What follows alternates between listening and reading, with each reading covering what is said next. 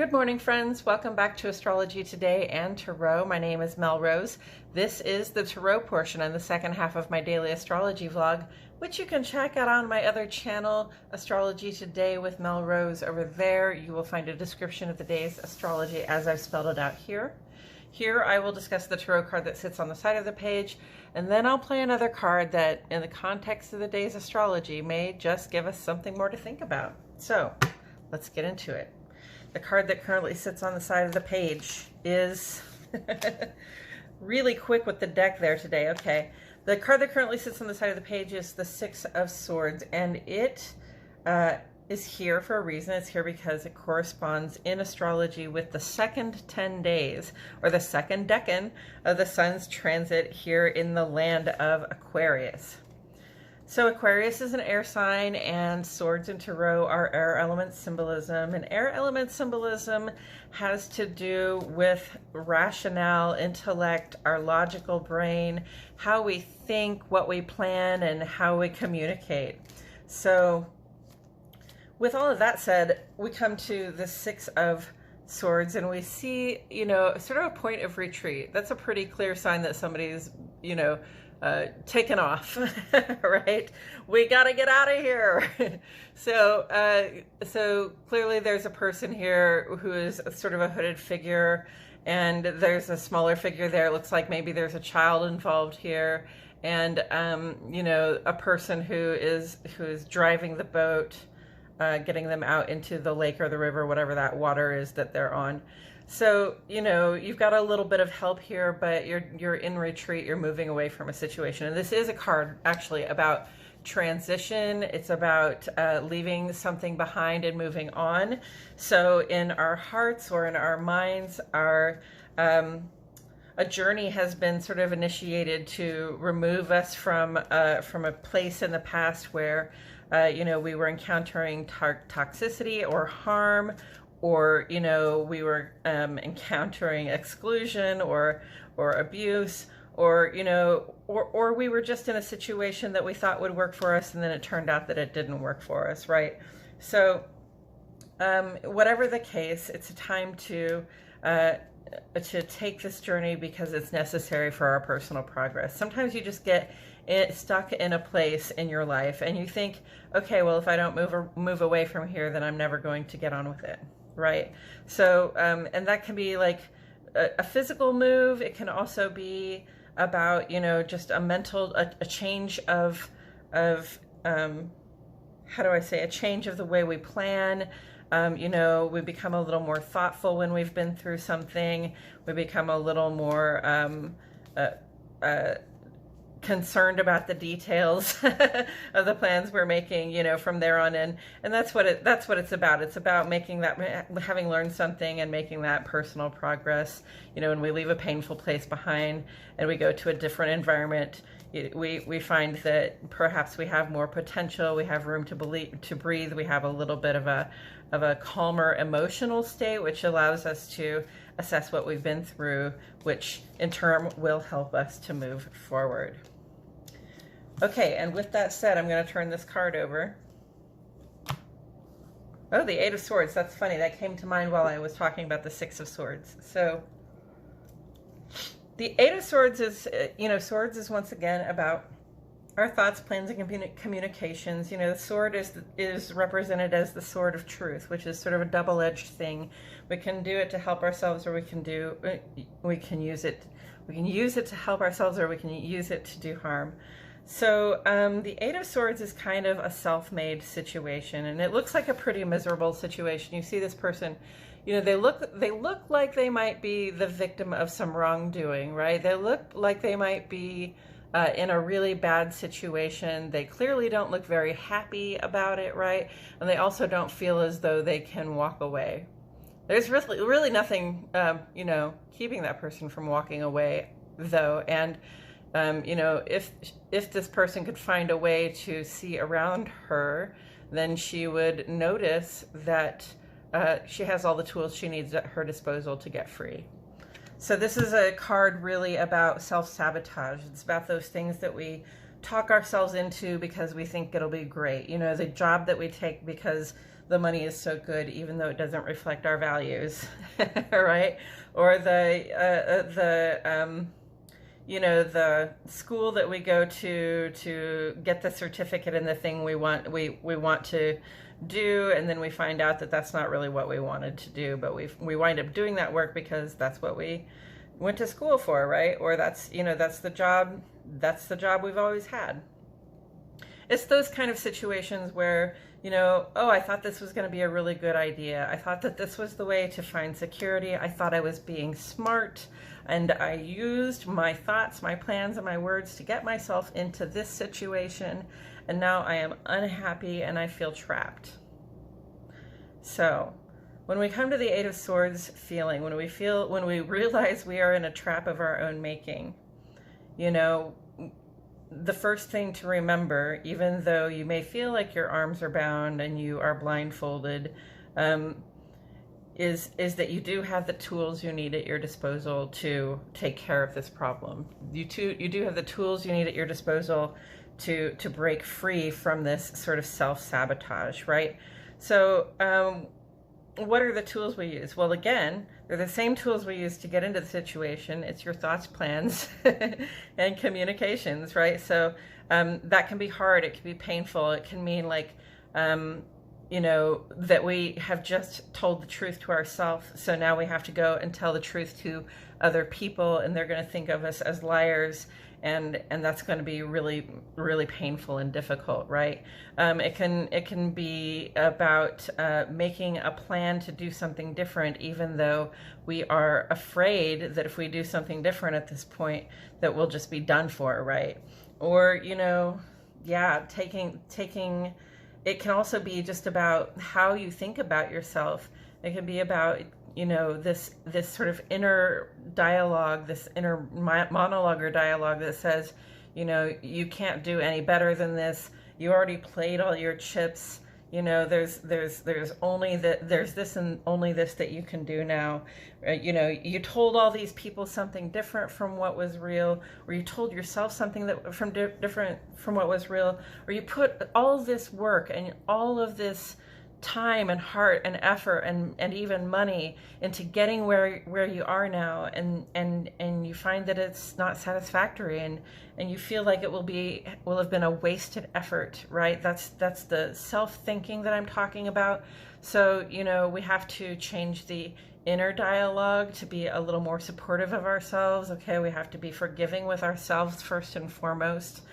So if you put a lot of effort, time, money into something to put yourself in a place where now you're not satisfied, you can really think of that as a learning experience. You can chalk it up, to, okay, I've been there and I've done that, and you can walk away from that and go ahead and do something better. You can say, I deserve to be happy with my life. I deserve to have what makes me feel alive.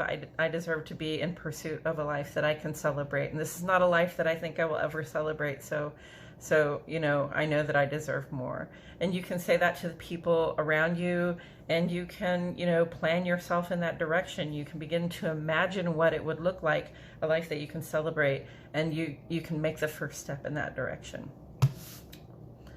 End soapbox. Okay, so where do we see the Eight of Swords on the page? The Eight of Swords. So Mercury is in Capricorn. I really think the Eight of Swords right now might be that Uranus conjunct the North Node in Taurus right now, because this is it's not an air sign, okay? It is not an air sign, but it is a sign that there can be some self-sabotage going on, okay? Because, our trajectory collectively for everybody, the North Node, is sort of the true direction that we are all traveling in at this time, okay? And that's in Taurus, so that says we're looking to establish security for ourselves. We're looking to establish, the good things that we like, love, and can't get enough of. Have the home we want around us, have the job and the compensation that we want to do, have the friends and loved ones around us that we want to have, and feel secure that we have the stuff and things that we want, and Uranus is not a good fit with the North Node because Uranus is just bringing about exciting new changes and opportunities. And, exciting is fun sometimes, right? Exciting all the time gets to be a little bit exhausting, right? So, I'm going to come back to the Eight of Swords here, and I'm going to say a lot of us, I know I did this when I was younger, a lot of us get ourselves into a life of excitement because we think that that's what life is supposed to be about, right? Things are supposed to be exciting. They're supposed to be perhaps dramatic. They're also supposed to be like really positive developments happening all the time, right? We've got social media now, so everybody's just living their best life. If you look at the pictures on the social media, we get ourselves into that sort of grind where we're doing all the things and we're very busy and it's all very exciting and everything's new and we're trying to stay positive because that's what everybody has to say. This is very self-sabotaging, all right? Because it's just not really a full acknowledgement of what's real. Okay, that's a part of life. It's not all of life. Having exciting new things happening is not an everyday kind of thing. Okay, we really we really want to have time to pause and reflect between excitements, and I know that's hard to believe. Considering that the last has been 7 years that we've had, but. It's not supposed to be all exciting all the time. It's not supposed to be all fun and social necessarily all the time. It's not supposed to be always moving, never stopping all the time. And, so it occurs to me that we could make some commitments and then find ourselves in situations where oh, this is not what I thought it was, or I thought this would be fun. I thought this would be a new and interesting thing to get engaged in that would help me feel more secure, but actually it's not what I thought it would be, or it's not really all that interesting to me. It's not exciting, and it's not great for me. Okay, all this fun is not so much fun, right? So there's a little overcommitted thing in there, and that's funny because the moon goes square to Jupiter today, and there's a little bit of a tendency to overcommit. Like we feel lucky, we feel generous and friendly when the moon and Jupiter get together, but we tend with that square aspect to overcommit, to overdo, to give too much of our time, resources, or attention, right? And to say, yes, I'll be there, I'll do that, yeah, we're doing this, yeah, we're doing that, right? And then all of a sudden you've got all these plans you've made and you're froze. You don't want to do any of it, right? Who hasn't been there? So that's a caution coming to you, sponsored by the North Node and the planet Uranus in the land of Taurus, who have been conjunct there for quite some time. So we have this shifting landscape of what is going to feel secure to us right now, and we have to be a little bit more on our toes in terms of making sure that we have everything that we need right now to feel secure. So it's not, isn't that enough fun? Right? This has just been a time where we're dealing with these changes and we kind of have to be really flexible. So let's not overcommit ourselves in addition to the really flexible that we already have to be just to be getting by in life. And then taken together with the Six of Swords, 6 to 8. Ooh, yeah. So I see here somebody had a disagreement with their cohort. They had to break plans with a person or persons. I always see this person sort of walking away from something they thought was a collaborative effort, and it turned out that it was a disaster, and either they got rejected from the situation, or they rejected the situation, and they felt like they have to create distance, right, to achieve that emotional calm, to make themselves feel safe, and just to get away from the conflict they've been part of, right? So after this, one would assume there's a point where we do some reflection, where we think about ourselves, how we got into that situation, and how we plan to get out of it. In the actual tarot, what we come to here, this is the 6. What we would come to is the 7 of Swords, and that's really more of a kind of a trying to sneak away with other people's ideas, or sneak away with other people's plans. So sometimes, you know, when we're having to reinvent ourselves, when we're having to reinvent the way we're going to do things, we might try to look at the way other people do things and try to do it their way and see if that's going to work really well for us. And then we find that that doesn't work really well for us, and people think that we're trying to copy them, or they think, you know, they don't understand the respect we're trying to show by, you know, appropriating their plans. And so we have to, you know, get honest with ourselves. But you know, so we come to the Eight of Swords and we think, I know what I'll do. This is what I'll do. This will be the quick fix, right? We feel so tired trying to figure out how we're supposed to have this collaborative effort, you know, what we're supposed to do. And so we come to the Eight of Swords, we say, I know what I'll do. I'll just say yes to everything, you know, especially anything and everything that pays my bills, anything and everything that qualifies as a connection or an investment. I'm just going to say yes to it so that I can be connected, and so that I can sort of be in the game, doing the stuff, living the life, right? It's not a very reflective way of being, though. And when we start to reflect, because we're busy and we're tired, and you get tired and you start to reflect, right? When we start to reflect, we find, oh, this isn't what I wanted to do either. So, you know, there's always a way to step away. The Six of Swords says, you know, create a distance if you're in conflict, right? But when you get into conflict with yourself here, that's a different kind of distance you have to create, right? You have to definitely just change your trajectory. If you don't like where you're going, you have to, you know, take control of the wheel.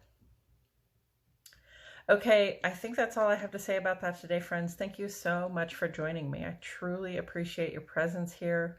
My name is Mel Rose, and I'll see you all back here tomorrow for more Astrology Today and Tarot.